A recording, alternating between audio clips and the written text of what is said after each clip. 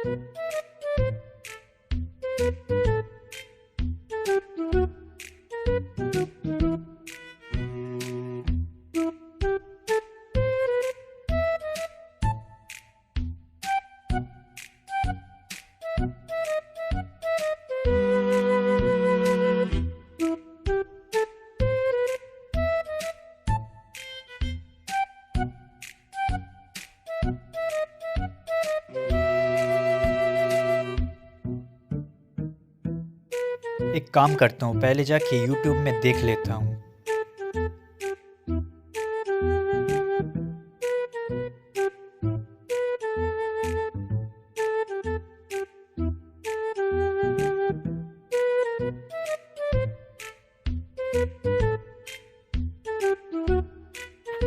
ये क्या है? वेट वेट वेट वेट, ये क्या है? ये देखता हूँ, ये क्या है? क्या है ये? बे भाई क्या है? What? What the fuck?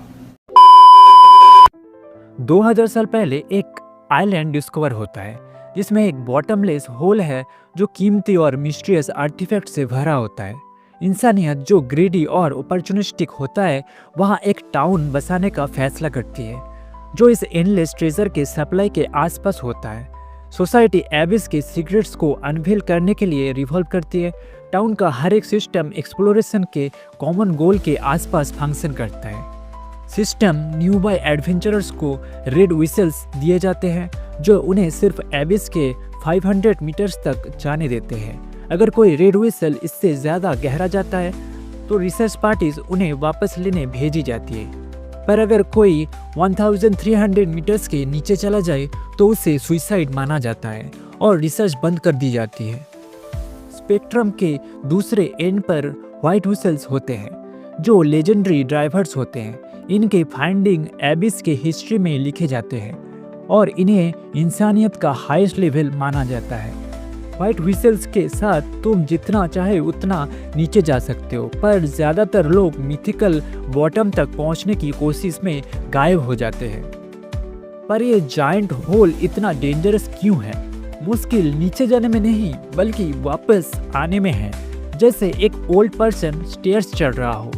एबिस में घुसने के बाद ऊपर आने की कोशिश तुम्हारे बॉडी पे सीरियस असर डालती है जो और बढ़ती है जितना तुम नीचे जाते हो। पहली लेयर से वापस आने पर माइल्ड डिजीनेस होता है, दूसरी लेयर से नौसिया और हेडेक्स होने लगते हैं और तुम ड्रंक कॉलेज गर्ल बन जाते हो।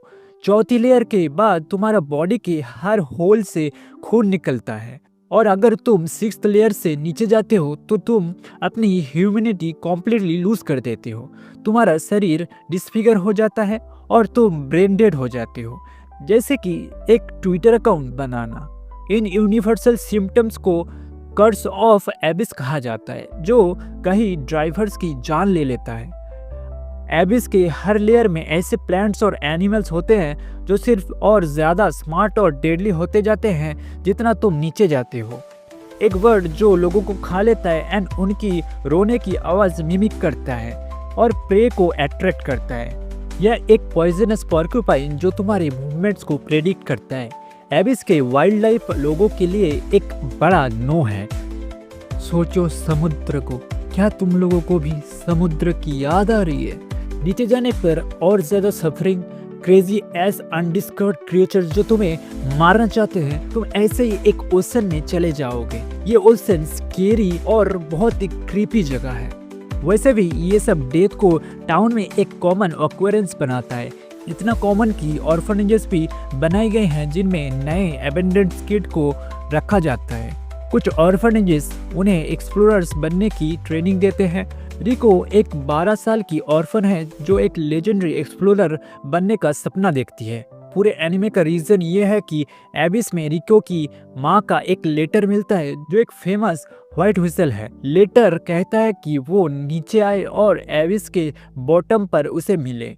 प्रॉब्लम ये है कि हो सकता है रिको की माँ 10 साल से डेड है, पर रिको को इससे कोई फर्क नहीं पड़ता और वो अपनी माँ से मिलने के लिए बॉर्डर लाइन सुसाइड मिशन पे निकल जाता है। शुरू के कुछ एपिसोड्स में मुझे रिको बिल्कुल पसंद नहीं आई। वो एक मेजर स्क्वीकर है और हर कुछ सेंटेंस के बाद चिल्लाने लगता है। उसकी आवाज़ सुन के मुझे बहुत गुस्सा आता था, पर जैसे जैसे शो आगे बढ़ता है वो मुझे पसंद आने लगती है। वो एक typical pure energetic kid character है जो अपनी क्रिएटिविटी और प्रॉब्लम सॉल्विंग के जरिए अपने क्यूटिव जैसे बिल्ड होने की कमी पूरी करती है। अब इसके ग्रुप ऑफ 2 में वो सबसे होशियार है। ऑर्फनेज से वाइल्ड लाइफ के रैंडम फैक्ट्स याद रखना और हमेशा काम रहना उसकी क्वालिटीज़ है। उसके साथ रेग है जो एक रोबोट है और कर्स ऑफ एबिस से इम्यून है। उसके पास एक कैनन और एक्सटेंडेबल आर्म है जो चढ़ना बहुत इजी बना देता है। रेग सीरीज में रिको की जान बार बार बचाता है। शो के ज्यादातर एक्शंस रेग के आसपास घूमता है। शो के पीक पर सर्वाइवल और डिस्कवरी होती है। हर एबिस लेयर का अपना एनवायरनमेंट और चैलेंजेस होते हैं। मेड इन एबिस का वर्ल्ड कैरेक्टर सेंट्रिक नहीं लगता। ये एक फ्रेश कॉन्सेप्ट है जो एनिमे की दुनिया में अलग लगता है। इसका साउंड ट्रैक भी अमेजिंग है जो जेल्डा की क्वालिटी को टक्कर देता है, पर कुछ चीजें मुझे पसंद नहीं आई, जैसे कि इसका आर्ट स्टाइल जो वियर्ड लगता है, अननेसेसरी न्यूडिटी और कुछ जोक्स जो अनसेटलिंग लगते हैं। पर ओवरऑल शो के ब्रूटल मोमेंट्स एंड कैरेक्टर इसे एक अनफॉरगेटेबल एडवेंचर बनाता है। मेड इन एबिस का कोर एक्सप्लोरेशन और सर्वाइवल है, जहां चाइल्डिश इनोसेंस डेंजरस और अनफॉरगिविंग एनवायरनमेंट से टकराती है। शो के मोमेंट्स कभी कभी ऐसे होते हैं जो तुम्हें जेन्युइनली अनकंफर्टेबल बना देते हैं, पर वही डिस्कम्फर्ट इस शो की ब्रूटल रियलिज्म को हाईलाइट करता है। ये दुनिया फ्रेंडली नहीं है। ये एक ऐसी जगह है जहां इंसानियत एक छोटी सी मछली के बराबर है और एबिस तुम्हें हर मोमेंट ये याद दिलाता है। शो का टोन सर्वाइवल और एक्सप्लोरेशन के बैलेंस को लेके चलता है, पर बीच बीच में लाइट हार्टेड और कैरेक्टर ड्रिवन मोमेंट्स भी होते हैं। ये मोमेंट्स स्टोरी के इमोशनल स्टेक्स को और मीनिंगफुल बनाते हैं, पर जैसे मैंने पहले मेंशन किया, कुछ सीन्स अननेसेसरी और ऑड लगते हैं। एनिमेशन का आर्ट स्टाइल इंटेंशनली इनोसेंट लगता है, पर कुछ विजुअल चॉइसेस अननर्विंग हो जाते हैं जो कुछ व्यूअर्स के लिए ऑफ पुटिंग हो सकता है। रिको और रेग का डायनामिक शो का सेंटर है। रिको के ऑप्टिमिज्म और रेग के प्रोटेक्टिव नेचर का कॉम्बिनेशन काफी नेचुरल लगता है। शो का एक्सप्लोरेशन एक्सपेक्ट भी वेल क्राफ्टेड है। लेयर्स की मिस्ट्री और क्रिएचर्स की अनप्रेडिक्टेबिलिटी शो को फ्रेश और एंगेजिंग बनाता है, पर कुछ व्यूअर्स के लिए शो का पेसिंग थोड़ा स्लो लग सकता है, स्पेशली मिडिल के कुछ एपिसोड्स में। एक और चीज जो नोटवर्दी है वो है स्टोरी का सडन टोनल शिफ्ट। पहले हाफ में शो रिलेटिवली लाइटर लगता था, पर जैसे जैसे स्टोरी प्रोग्रेस करती है, ब्रूटलिटी और स्टेक्स एक्सपोनेंशियली बढ़ जाते हैं। ये ट्रांजिशन शो के इमोशनल इम्पैक्ट को एम्पलीफाई करता है और ऑडियंस को एज पर रखता है। तुम्हें जेन्युइनली कैरेक्टर्स की फिक्र होती है क्योंकि उनका सर्वाइवल कभी गारंटेड नहीं लगता। To wrap things up, made in Abyss एक ऐसा शो है जो अपने विजुअल इनोसेंस और नैरेटिव डार्कनेस के कॉन्ट्रास्ट को मास्टरफुली यूज करता है। ये एक ऐसा एडवेंचर है जो तुम्हें अननोन के थ्रिल और डेंजर्स के बीच में डाल देता है। एक्सप्लोरेशन का कॉन्सेप्ट और वेल क्राफ्टेड वर्ल्ड बिल्डिंग एक यूनिक और फ्रेश एक्सपीरियंस देता है। हाँ, इसमें कुछ ऑडिटिस और पेसिंग इश्यूज है, पर अगर तुम इन्हें ओवरलुक कर सको तो ये शो तुम्हारे टाइम का लायक हो सकता है। अगर तुम एडवेंचर और सर्वाइवल एनिमे के फैन हो और तुम्हें इमर्सिव और अनप्रेडिक्टेबल वर्ल्ड पसंद है तो मेड इन एबिस एक मस्ट वॉच है। सो इमोशनली ड्रेनिंग और डिस्टर्बिंग मोमेंट से भरे पड़े हैं, तो प्रिपेयर होकर ही देखना। तो गाइस, आज के वीडियो में इतना ही। मिलते हैं नेक्स्ट वीडियो पे। अगर रिव्यू पसंद आए तो यार प्लीज लाइक शेयर और सब्सक्राइब कर देना। एंड गाइस, अगर रिव्यू देखकर मेड इन एबिस देखने का मन बनाओ तो यार प्लीज सब्सक्राइब जरूर कर देना। तो मिलता हूँ मैं नेक्स्ट वीडियो पे, तब तक के लिए keep watching anime. Bye bye and sayonara.